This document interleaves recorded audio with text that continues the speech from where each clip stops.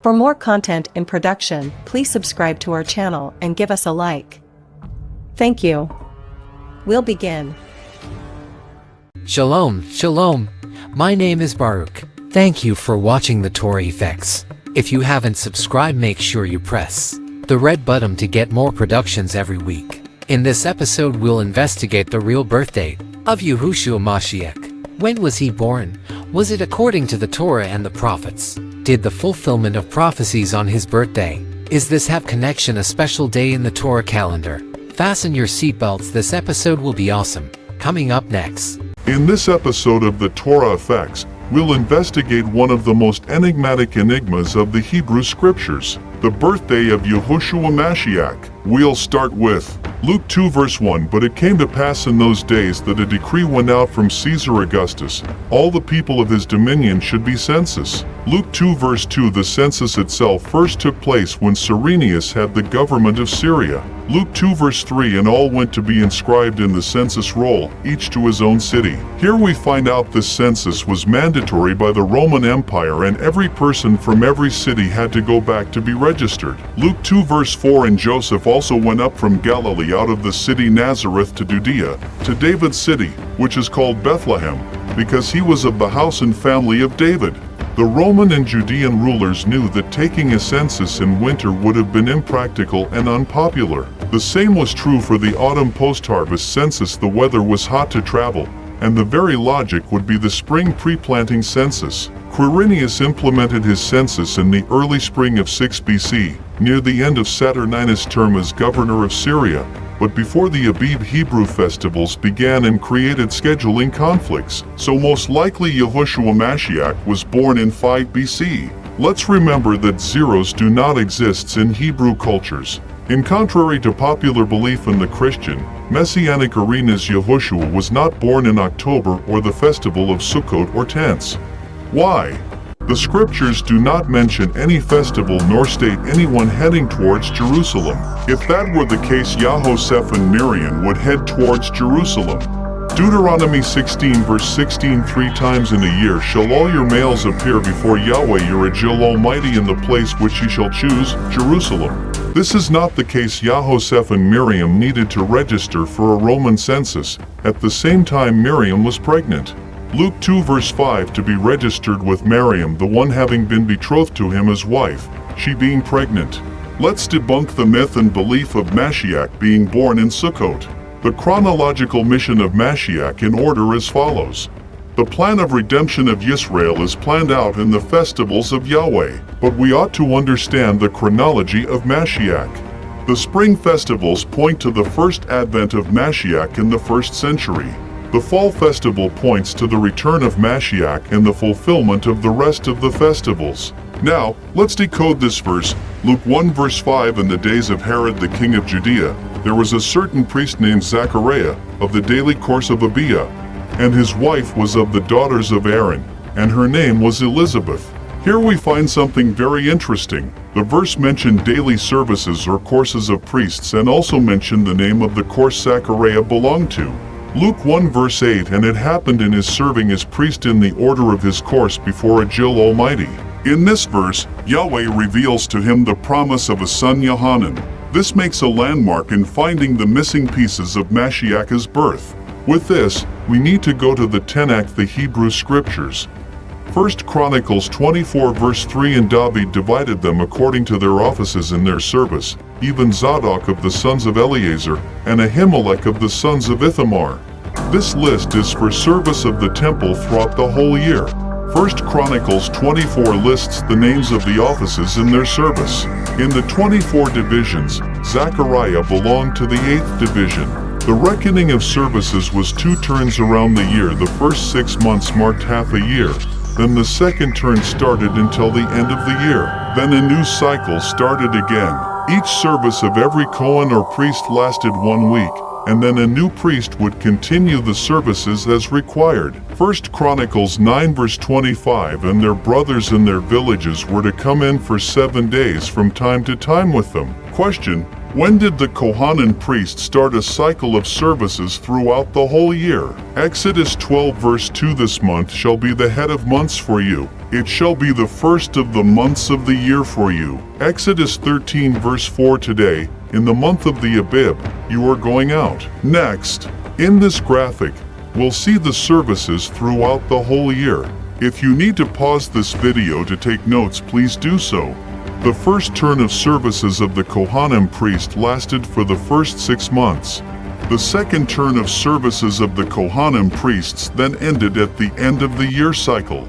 In the case of Zechariah, his second turn of service was in the 9th month. When he'd returned home, Elizabeth was conceived. This happened at the end of the 9th month, which was the festival of Hanukkah. From this moment we start counting months, which takes us to the first 6 months of pregnancy of Elizabeth. Luke 1 verse 23. And it happened when the days of his service were fulfilled, he went away to his house. Luke 1 verse 24. And after these days his wife Elizabeth conceived. The time or season that Elizabeth was conceived was in Hanukkah. This makes perfect sense of Yohanan bearing testimony for Mashiach. Let's remember that Hanukkah means dedication of lights. The festival of Hanukkah starts at the end of the 9th month and ends at the beginning of the 10th month. Now, at the 6th month of Elizabeth's pregnancy, Miriam receives a message from Yahweh that will conceive a son, Yahushua the Mashiach of Yisrael. Luke 1 verse 26. And in the 6th month, the cherub Gabriel was sent from the presence of Ajil Almighty to Galilee, to the city whose name is Nazareth.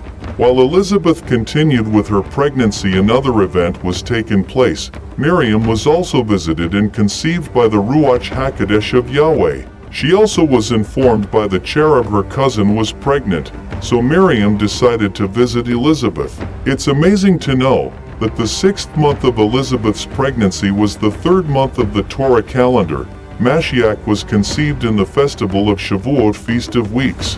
Luke 1 verse 56. And Miriam remained with her for about 3 months and returned to her house.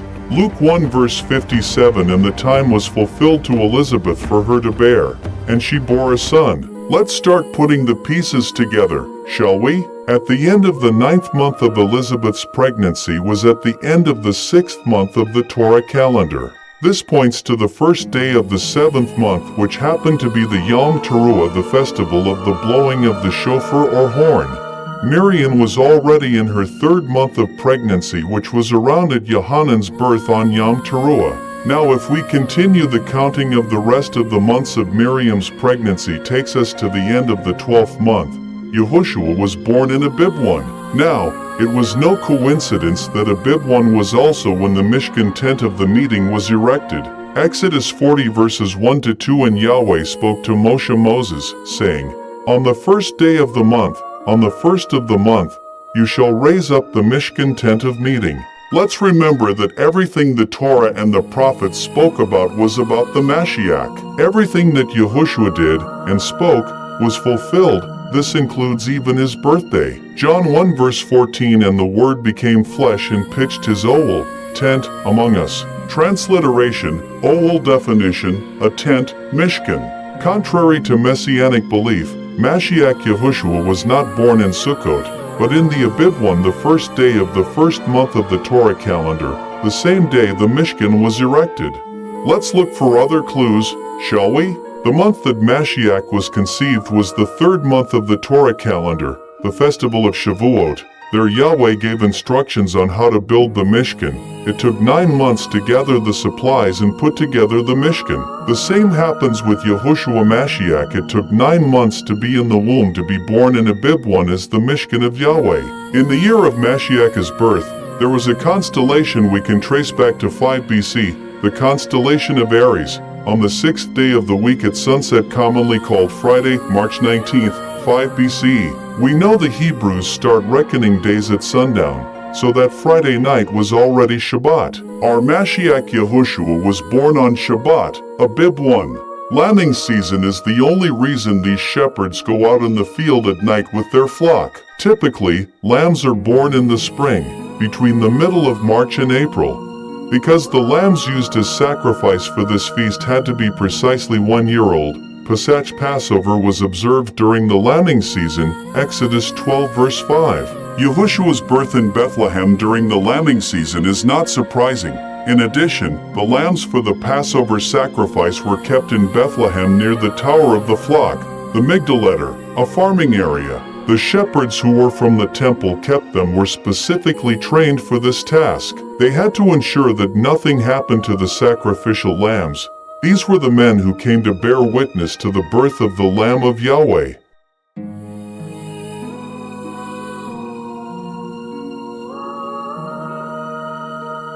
Shalom, shalom. Wow, what do you think? That was incredible.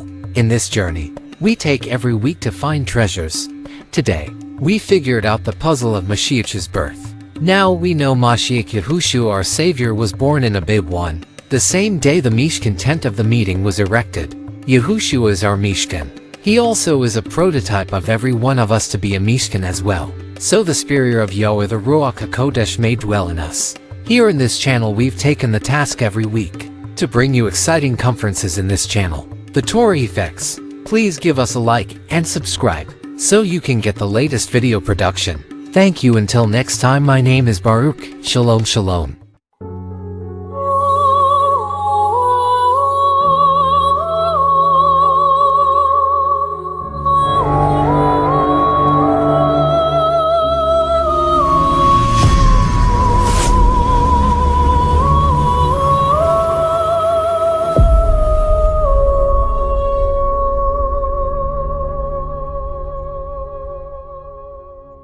Toda Rabba. If you like this video, please give us a like and subscribe to our channel. There's more content in production. Thank you.